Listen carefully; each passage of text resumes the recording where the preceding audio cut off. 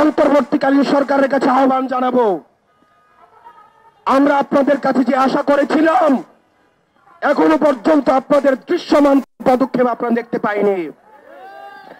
আমরা কোন নির্বাহী আদেশের মধ্য দিয়ে আওয়ামী লীগ নিষিদ্ধ চাই না, বরং আওয়ামী লীগ যে কৃত অপরাধ করেছে, যে গণহত্যা চালিয়েছে, যে মানুষের বাক স্বাধীনতাকে রুদ্ধ করেছে, গুম খুন হত্যা নিপীড়নের রাজনীতি চালু করেছে, আপনারা যদি সকলের বিচার নিশ্চিত করতে পারেন তাহলে আগামী ৩০ বছরও আওয়ামী লীগ এই বাংলার জমিনে ফিরবে না।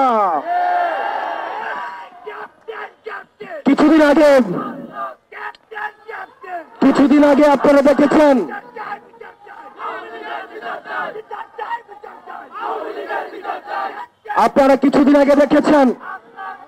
দশটা ফেরাউন 10টা নমরুদকে যদি একসাথে করা হয় তাহলে একটা হাসিনা হবে না।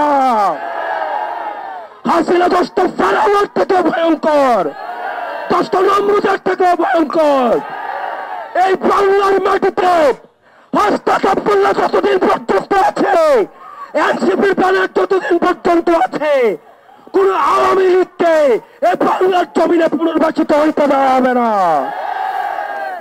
আমরা অন্তর্বর্তীকালীন সরকারকে বলতে চাই, আপনারা দ্রুততম সময়ের মধ্যে আপনারা আওয়ামী লীগের নিবন্ধন বাতিল করতে হবে। আওয়ামী লীগকে বিচার প্রক্রিয়ার মধ্য দিয়ে আওয়ামী লীগ বিষয়ে আপনাদেরকে সিদ্ধান্ত নিতে হবে। আওয়ামী লীগের বিচার প্রক্রিয়ার মধ্য দিয়ে আওয়ামী লীগকে নিষিদ্ধ করতে হবে।